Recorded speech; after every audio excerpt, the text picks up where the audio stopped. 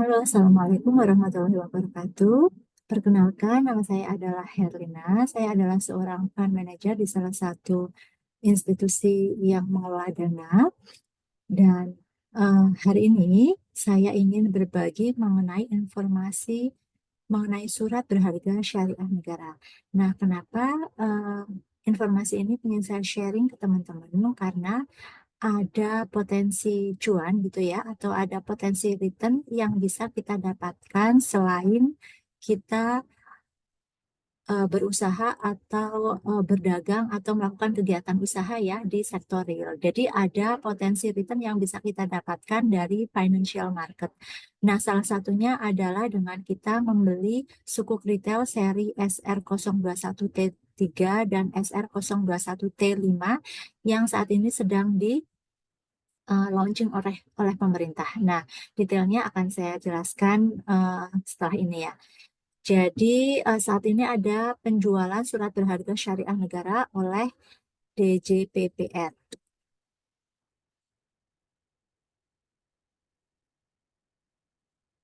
Nah, source of information-nya saya dapat dari Kementerian Keuangan ya, Direktorat Pengelolaan Pembiayaan dan Risiko atau DJPPR.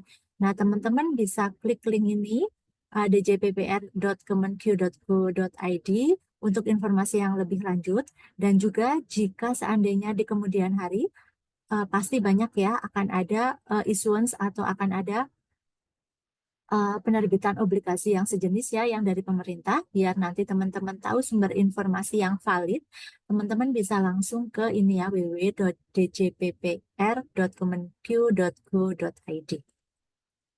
Nah, kita harus tahu dulu apa dan mengapa pemerintah mengeluarkan sukuk retail ya. Jadi kita harus tahu dulu nih, sukuk retail itu apa? Sukuk retail itu adalah produk investasi syariah yang ditawarkan oleh pemerintah kepada individu warga negara Indonesia. Jadi ini memang khusus untuk warga negara Indonesia ya, dan sebagai pilihan investasi yang aman, mudah terjangkau dan menguntungkan. Kemudian apa tujuannya pemerintah itu mengeluarkan sukuk retail? Jadi penerbitan sukuk retail seri SR021 ini untuk pembiayaan APBN, termasuk membiayai pembangunan proyek infrastruktur di Indonesia dan memperluas basis investor dalam negeri. Jadi untuk membiayai defisit APBN dan juga untuk membiayai proyek dalam APBN ya. Nah, apa sih yang dimaksud dengan defisit APBN ini gitu ya?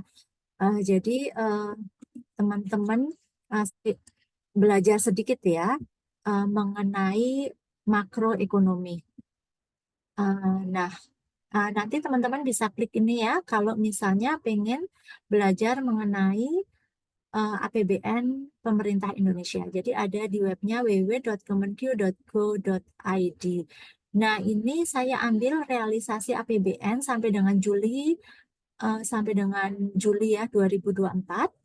Di sini sudah ada realisasinya ya, dan apa yang dulu direncanakan di APBN. Nah, apa itu APBN ya? APBN itu gampangannya adalah anggaran pembiayaan dan belanja negara. Itu gampangannya ibaratnya itu kayak kita rumah tangga gitu ya, ada anggaran atau budget-budget dan realisasi rencana-rencana eh, yang akan dikeluarkan dalam sebuah rumah tangga, intinya kayak gitu ya, yang terkait dengan keuangan. Nah, jadi setahun sekali pemerintah itu membuat APBN. Nah, APBN ini contohnya ya yang 2024, di sini APBN kita lihat ya, di sini ya. Di sini pendapatan negara itu 2.800 triliun. Kemudian belanjanya itu 3.325. Nah, tentunya kan ada selisih ya antara 2.800 dengan 3.300. Kurang lebih ini selisihnya di 522. Nah, karena pemerintah itu kekurangan uang gitu ya untuk melakukan pembiayaan dari belanja-belanja pemerintah Indonesia gitu ya, maka diterbitkanlah hutang. Nah, salah satu instrumen hutang tadi itu adalah sukuk retail seperti itu. Nah, ini kita lihat ya. Di sini nih, realisasinya sampai dengan bulan Juli kita lihat ya, pendapatan negaranya itu yang warna ini biru itu 1.545. Belanja negaranya 1.638. Berarti kan ada defisit 93 triliun. Nah, inilah mengapa sekarang pemerintah mengeluarkan sukuk retail karena untuk ini nih ada belanja pemerintah pusat, ada belanja pemerintah daerah. Sedangkan pendapatannya ini yang pendapatannya salah satunya dari pajak gitu ya, tidak bisa menutupi belanja dari pemerintah. Makanya dikeluarkan sukuk retail. Nah, kita perlu tahu perbedaan antara sukuk retail ini dengan seri-seri lainnya. Jadi pemerintah itu untuk mendapatkan dana gitu ya, mendapatkan dana dari warga negara Indonesia itu banyak instrumennya. Nah, ini ada sukuk retail yang sekarang dikeluarkan. Sebelumnya juga pemerintah pernah mengeluarkan obligasi negara retail. Kemudian ada juga SBR, Saving Bonds Retail, ada juga sukuk tabungan. Nah, apa bedanya dari masing-masing itu ya? Jadi kalau sukuk retail itu kuponnya atau imbalannya itu dibayarkan secara tetap dan dibayarkan setiap bulan sama dengan ori dan juga bisa diperdagangkan di pasar sekunder. Kemudian ada potensi capital gain dan semuanya produknya ini ada garansi dari pemerintah 100% ya.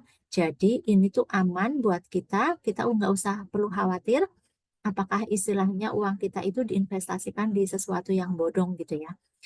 Kemudian prinsip syariahnya kalau SR ini ada ya, seperti itu. Kalau saving bonds retail ini floating with floor dibayarkan setiap bulan, termasuk sukuk tabungan tadi ya, tidak bisa perdagangan di pasar sekunder itu tidak bisa, tapi ada opsi early redemption.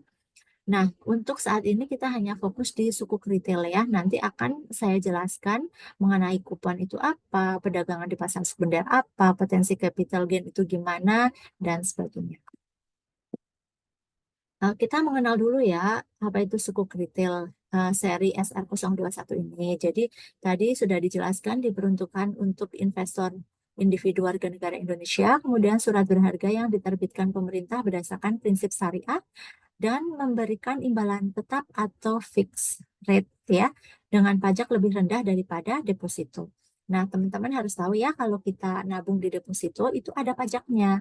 Pajaknya itu sebesar 20% dari return atau dari hasil yang kita peroleh di deposito. Nah, kalau untuk sukuk ini pajaknya itu hanya 10%. Pembelian melalui platform online ya. Jadi ini sama seperti kita belanja online, cuma kita di sini adalah berinvestasi secara online. Dan tradable instrumen dapat diperjualbelikan antar investor domestik di pasar sekunder. Nah, di sini teman-teman harus tahu apa itu pasar primer dan pasar sekunder. Pasar primer itu ketika teman-teman beli SR021 ini langsung dari pemerintah ya. Saat launchingnya seperti itu namanya pasar primer. Pasar sekunder itu setelah kita punya barangnya. Nah, ketika misalnya suatu saat ada kebutuhan dana ya, sebelum jatuh tempo kita bisa jualin di pasar sekunder. Pasar sekunder berarti kita jual belinya itu sudah antar investor ya, dan jual belinya nanti itu bisa melalui aplikasi online juga. Selanjutnya, nah ini kita pasti bertanya-tanya ya, kenapa pemerintah tadi mengeluarkan sukuk retail. Tujuannya adalah tadi untuk membiayai belanja negara ya. Nah, ini contoh kontribusi sukuk negara dalam pembangunan proyek infrastruktur itu pembangunan jembatan Sei Alalak Banjarmasin, pengamanan pantai Sofifi di Maluku Utara, kemudian pembangunan Pileslap Bukit Rawi, ada embung serbaguna Karangreja di Cilacap. Ya, ini contoh untuk proyek infrastruktur. Kemudian proyek pendidikan itu contohnya pembangunan dari gedung jurusan Teknologi Pertanian Politeknik Negeri Jember, kemudian Politeknik Negeri Lok Semawe, gedung kuliah bersama Politeknik Negeri Cilacap. Kemudian ada juga proyek sosial dan keagamaan gitu. Pembangunan asrama haji di Pontianak, balai nikah dan manasik haji di Kalimantan Selatan, dan asrama haji di Indramayu. Dan juga masih banyak proyek-proyek lainnya yang didanai oleh sukuk negara ini. Nah, selanjutnya kita belajar memperdalam ya mengenai sukuk retail ini SR021T3 dan SR021T5. Jadi ada dua jenis ya, sama-sama seri SR021 tapi ada T3 dan T5. Apa sih itu bedanya? Jadi penerbitnya itu sama-sama perusahaan penerbit SBSN Indonesia. Jenis akadnya itu adalah ijaroh aset to be leased. Jadi nanti ada aset yang disewakan kepada. Nah, jadi kita kan tadi sebagai investor ya membiayai pembangunan sebuah proyek. Nah, proyeknya itu kalau udah jadi nanti disewakan kepada pemerintah seperti itu. Nah, kupon yang dibayarkan ke kita itu adalah hasil dari uang sewa tadi. Masa penawarannya ini pembukanya 23 Agustus 2024, jadi sudah 7 hari yang lalu ya kira-kira. Penutupannya itu 18 September 2024, jadi masih ada waktu 17 hari lagi. Tanggal settlementnya itu 25 September. Settlement itu berarti ketika kita sudah pesan dan nanti sudah dialokasikan gitu ke masing-masing investornya. Bentuknya itu tanpa warkat dan dapat diperdagangkan di pasar sekunder. Tanpa warkat ini maksudnya nggak ada dokumen secara fisik ya. Kemudian tenornya ada yang SR021T3. T3 ini menunjukkan tenor ya. Apa itu tenor? Tenor itu adalah jangka waktu. Jadi misalnya kita beli yang T3 ini jangka waktunya 3 tahun. Jadi ketika kita settlementnya di 25 September 2024, maka akan jatuh tempo di 2027, September 2027, kan 3 tahun ya. Ada juga SR021T5. T5 itu jangka waktunya 5 tahun dari 2024 sekarang sampai 2029. Kemudian teman-teman itu atau investor bisa membeli dengan nilai nominal minimal 1 juta dan minimum pemesanannya itu adalah 1 juta dan kelipatannya dengan maksimum pemesanan 5 miliar untuk yang T3 dan 10 miliar untuk yang T5. Kemudian imbalannya itu adalah 6,35% fix per annum. PA ini adalah per annum ya, jadi per tahun. Nah, kalau yang T5 adalah 6,45% fix per annum. Nah, ini ada kata-kata fix ya. Fix di sini adalah maksudnya jadi imbalannya ini tetap gitu ya. Walaupun misalnya nantinya suku bunganya turun, maka investor akan tetap dapat 6,35% dan 6,45%. Tapi diingat ya, di imbalan ini ada pajak sebesar 10%. Oke, selanjutnya tanggal pembayaran imbalan itu adalah tanggal 10 setiap bulannya. Kemudian tanggal pembayaran imbalan pertama kali kita dapat imbalan itu adalah di tanggal 10 November 2024. Jadi ini maksudnya long coupon. Long coupon itu karena harusnya kan ketika tanggal 25 September, kalau sebulannya berarti kan Oktober di tanggal 25 ya. Tapi pemerintah itu ngebayarinya di tanggal 10 November. Jadi kurang lebih ini di uh, lebih dari 30 hari gitu ya, lebih dari 1 bulan atau bisa dibilang 1,5 bulan gitu ya. Makanya nanti si kuponnya itu nilainya sesuai long kupon ini maksudnya karena kuponnya tidak hanya 1 bulan gitu ya, karena jangka waktunya tadi lebih dari 1 bulan. Minimum holding periodnya ini adalah selama 1 kali pembayaran imbalan. Jadi minimum ini di hold sampai dengan 10 November 2024. Tradability ini bisa ditradingkan gitu ya mulai tanggal 11 November 2024 atau setelah berakhirnya minimum holding period. Kemudian underlying aset itu maksudnya aset yang tadi ya menjadi jaminan dari investasi kita itu adalah proyek-proyek atau kegiatan dari kementerian atau lembaga pada APBN 2024. Oke. Selanjutnya ya, kita simulasi nih. Nah, tadi kan kita sudah tahu bahwa imbalannya untuk SR021T3 itu adalah 6,35% dan yang T5 6,45%. Kemudian ada pajak nih 10%. Jadi netnya imbalan kita setelah dikurangi pajak itu kalau T3 adalah 5,72%, kalau T5 5,81%. Nah, kita melakukan simulasi ya. Simulasi, seandainya kita punya uang 1 juta, kita investasikan di T3 nih. maka per tahun kita akan dapat uang 57.000 atau per bulan 4.700-an, dan imbalan sampai dengan jatuh tempo, jadi imbalan keseluruhan ya, kalau kita itu kuponnya atau imbalannya kita kumpul-kumpulin gitu ya selama 36 bulan, itu akan menjadi 171.000. Jadi total imbalannya itu adalah 17%. Nah, kalau SR yang 7 SR021T5 ini, maka hitungannya kita akan dapat total imbalan itu 29% selama periode 5 tahun ya. Nah, 17% ini selama periode 3 tahun.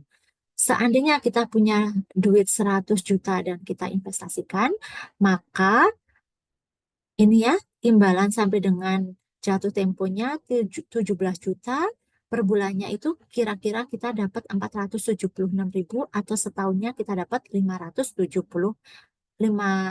juta 700 ribuan.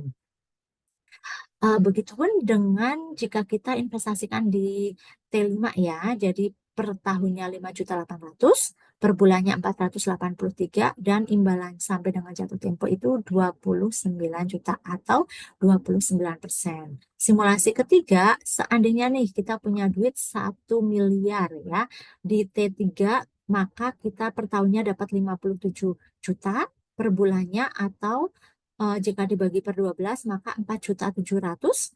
Kemudian kalau sampai dengan akhir jatuh tempo adalah 171 juta. Nah, kalau untuk yang T5 per tahunnya kita dapat 58 juta, per bulannya 4.800.000, imbalan sampai dengan jatuh temponya 290 juta. Nah, jadi ini itu seandainya mungkin kan kita sebagai pebisnis gitu ya ngebandingin nih, lebih cuan mana sih antara kita bikin real bisnis sama kita investasikan di real market gitu ya. Nah, jadi misalnya nih, Mami punya, teman-teman punya duit 100 juta, terus mau bikin kafe gitu ya. Uh, Mungkin di bisnis kafe ini ya, kan ada potensi keuntungan dan juga ada potensi kerugian gitu ya. Kalau misalnya potensi kerugian, ya kafenya sepi gitu ya. Kafenya sepi, malah kita rugi karena kita harus membayar sewa dan kita juga harus membayar karyawan gitu ya. Tapi ketika kita investasikan di SR ini bisa dibilang risk free rate. Jadi nggak ada apa namanya, nggak ada risikonya gitu ya. Jadi per tahunnya misalnya 100 juta ini kita bisa dapat 5.700.000 gitu ya.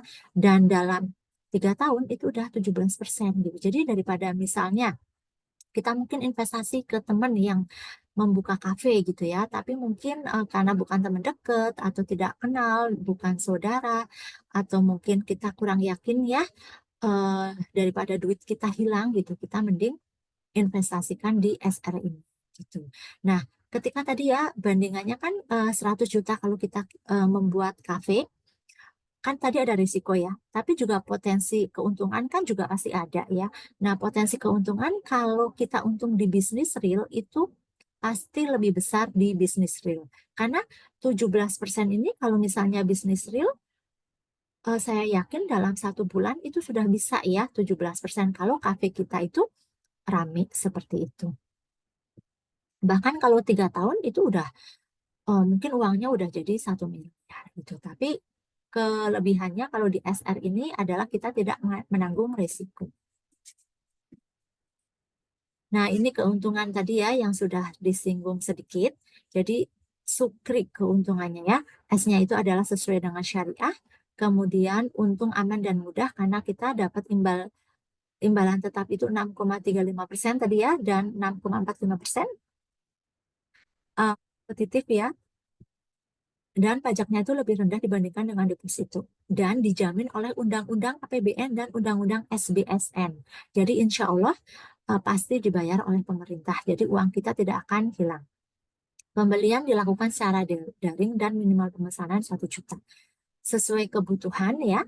Sesuai kebutuhan karena sesuai bisa kita matchingkan dengan perencanaan keuangan kita. Misalnya gini nih. Saya punya anak kelas 3 SMP gitu ya. Nah, kan bentar lagi udah mau kuliah ya, saya udah menyiapkan dana pendidikan. Nah, uangnya ini akan dipakai 3 tahun lagi kan, karena dia mau kuliah gitu ya. Jadi misalnya saya punya tadi 100 juta untuk dana pendidikan anak saya, eh, daripada saya mungkin investasikan di instrumen lain ya, misalnya deposito, saya taruh nih uangnya 3 tahun di SR ini gitu. Jadi nanti pas jatuh tempo, pas anak saya udah kelas 3 SMA, nanti bisa saya pakai uangnya untuk keperluan anak kuliah. Dan juga selanjutnya hari ini adalah membangun negeri ya. Jadi hasil penerbitan digunakan untuk pembiayaan infrastruktur dan pembangunan. Jadi kita sebagai masyarakat itu membantu pemerintah dan juga membantu masyarakat untuk mendapatkan proyek-proyek infrastruktur yang lebih baik. Nah, ini ya ada juga risikonya nih SR. Di samping keuntungan-keuntungan yang kita dapetin tadi ya. Jadi risiko gagal bayar. Ya, maksudnya apa nih gagal bayar? Jadi pemerintah Indonesia itu tidak bisa membayarkan imbalan dan juga tidak bisa membayarkan pokok dari uang yang kita investasikan gitu. Tapi karena kita sudah dilindungi dengan undang-undang ya, maka insya Allah tidak ada risiko di sukuk retail ini. Kemudian risiko pasar, maksudnya apa nih? Jadi saat ini kan suku bunga sedang tinggi gitu ya, makanya kita bisa dapat harga atau imbalan, kita bisa dapat imbalan tuh 6,35% ya. Nah, jika nanti nih ya ternyata view kita suku bunga itu akan naik menjadi 7% misalnya, maka kita akan rugi karena ada market risk, karena jika itu terjadi kenaikan tingkat suku bunga, maka harga dari suku retail kita itu akan turun. Jadi kita bisa rugi seperti itu. Nah, risiko likuiditas. Jadi rasio likuiditas adalah potensi ketika investor suku retail ini yang memerlukan dana ya, misalnya tiba-tiba di tahun pertama gitu aku butuh dana karena ada kondisi darurat gitu ya.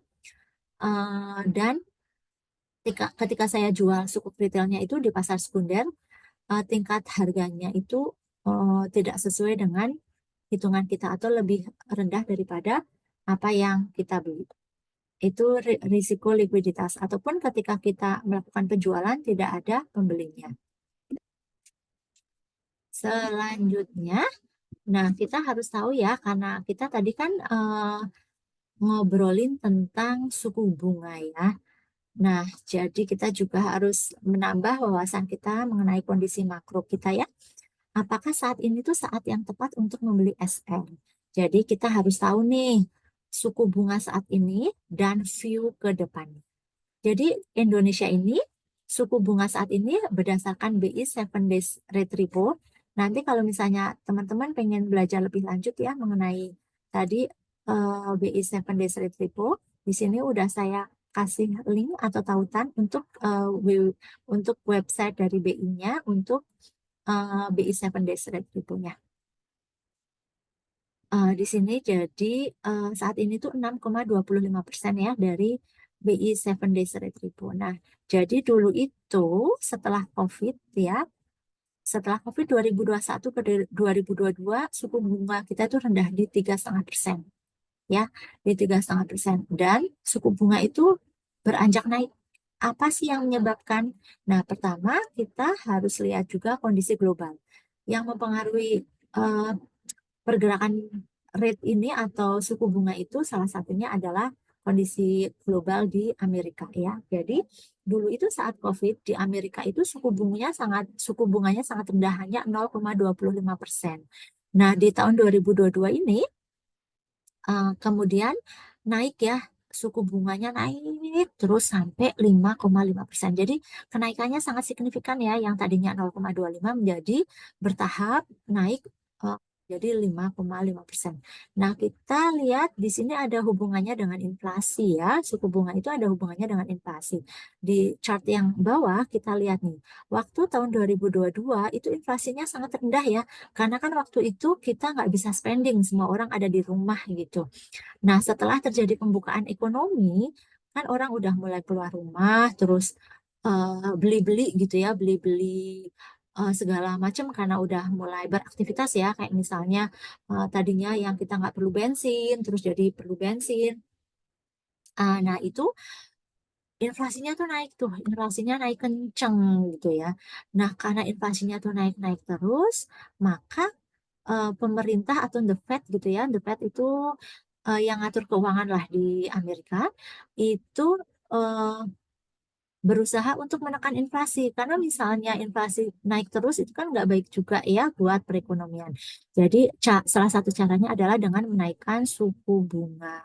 Untuk apa? Untuk menekan biar orang-orang itu nggak terus-terusan belanja. Nah, apa yang terjadi dengan Indonesia ketika Amerika itu terjadi seperti itu? Di Indonesia pun kita lihat ya setelah kondisi COVID ini, inflasi kita juga naik ya, inflasi kita juga naik. Nah, salah satu pemicu dari kenaikan inflasi itu di tanggal 3 September 2022 itu ada kenaikan BBM. Jadi itu multiplier efeknya itu semua jasa, semua barang-barang juga harganya naik. Nah, BI pun jadi ikut menaikkan suku bunga. Nah, selain kondisi domestik tadi ya yang ada kenaikan inflasi, ini juga didorong oleh kondisi global karena ketika US ini menaikkan suku bunga, kan Indonesia itu punya investor investor yang ada di Indonesia yang mendanai pembiayaan Indonesia itu bukan hanya domestik, tapi juga ada investor foreign namanya ya, investor asing yang menanamkan modal di Indonesia. Ketika suku bunga di US-nya naik, sedangkan di Indonesia-nya nggak naik kan jadi nggak menarik gitu ya imbal hasilnya buat buat investor asing. Makanya di Indonesia pun eh, ikutan naik gitu ya, ikutan naik dari suku bunganya yang awalnya itu 3,5% di bulan Juli 2022 naik terus sampai sekarang itu ada di level 6,25%. Nah, kita sebagai pebisnis gitu ya, kita juga harus tahu ya kondisi suku bunga ini karena mungkin sebagian dana yang kita pakai untuk mengelola untuk apa namanya modal modal bisnis itu mungkin salah satunya kita peroleh dari perbankan atau pinjam modal gitu ya. Nah, selanjutnya kita kan udah tahu nih saat ini di suku bunga yang tinggi ya. Nah, view ke depannya ini mau kemana sih suku bunganya? Nah, view dari imbalan ke depannya itu, ini saya cuplik dari sebuah artikel ya di Pontan. Ke depannya itu akan ada prospek penurunan suku bunga The Fed dan dampaknya pada pasar saham global. Nah, jadi di sini disebutin si The Fed atau Jeremy Powell ini sudah bilang nih waktunya telah tiba untuk memangkas suku bunga. Nah, jadi pemangkasan suku bunga ini diprediksi nanti akan terjadi di pertengahan September ini. Jadi ada beberapa analis yang memprediksi itu turunnya 0,75%, ada juga yang 0,5%, seperti itu. Nah, apa dampaknya jika suku bunga itu The Fed turun? Dampaknya BI 7 Days Rate Repo yang tadi kita sudah obrolin di depan ya, itu juga berpotensi akan turun imbal. Dan ketika misalnya BI 7 Days Rate Repo itu turun, nanti ketika ada sukuk-sukuk baru lagi, bisa jadi besaran imbalannya itu nggak setinggi sekarang, nggak setinggi 6,35% ya. Bisa aja nanti ketika BI 7 Days Rate Repo dan Fed-nya ini turun, mungkin bisa aja turun ke 6% atau bisa juga turun ke 5,5%. Nah, selanjutnya kita udah tahu ya bahwa investasi di sukuk retail ini punya manfaatnya sangat tinggi dan juga memberikan potensi return yang sangat menarik buat kita. Nah, selanjutnya kita ingin tahu nih, kita ingin beli, kita bisa belinya di mana aja sih? Nah, ini ada agen penjualannya ya di Bank Sentral Asia, CIMB Niaga, dan seterusnya. Nah, demikian penjelasan mengenai tadi ya sukuk retail seri 021 ya, T3 dan T5. Semoga bisa memberikan gambaran buat teman-teman yang ingin berinvestasi. Nah, nantinya saya juga akan sertakan cara-cara untuk pembeliannya eh, dengan dua contoh ya. Satu contohnya pakai Living Mandiri, satu lagi contohnya mungkin dengan aplikasi lainnya. Nah, nanti bisa disesuaikan teman-teman punya aplikasi apa gitu ya untuk melakukan pembelian dari SR tersebut. Nah, ini tadi udah ditutup ya. Nah, ini sedikit tambahan untuk bonus ya. Jadi, pemerintah itu secara berkala mengeluarkan surat hutang. Nah, untuk yang tahun ke depan gimana nih? Apakah ada lagi surat hutang gitu ya? Nah, kita tinggal lihat nih di RAPBN 2025, RAPBN-nya itu ada belanja negara, RAPBN-nya itu 3.600, sedangkan pendapatannya hanya 2.900-an. Jadi kan ada selisih ya. Nah, selisihnya itu 616 atau defisit. Jadi kira-kira minimal tahun depan ya untuk menutup defisit ini, pemerintah kira-kira akan mengeluarkan 616 triliun untuk menutup dari defisit belanja pemerintah seperti itu. Jadi jangan khawatir kalau misalnya teman-teman saat ini belum bisa beli ya, dan di kemudian hari ada rezeki nanti bisa beli lagi gitu ya. Yang penting teman-teman tuh udah tahu ya tadi framework untuk framework tentang surat utang negara ini ya. Apa itu surat berharga negara, kemudian apa itu tadi surat apa suku retail, kemudian bagaimana cara membacanya ya. Tadi kan ada terminologi imbalan, ada jatuh tempo, dan simulasi-simulasinya sudah tahu. Jadi ketika nanti ada tawaran lagi dari pemerintah, teman-teman bisa menghitung sendiri dan bisa memutuskan sendiri apakah ini menarik atau tidak untuk diinvestasikan. Dan nantinya saya juga akan membuat sebuah channel untuk kita bisa berdiskusi mengenai financial market ini. Nah, informasi mengenai channelnya akan saya informasikan langsung. Demikian penjelasan mengenai suku retail ini. Semoga bermanfaat untuk menambah wawasan dan juga untuk memberikan potensi imbalan atau return buat teman-teman. Terima kasih banyak. Wassalamualaikum warahmatullahi wabarakatuh.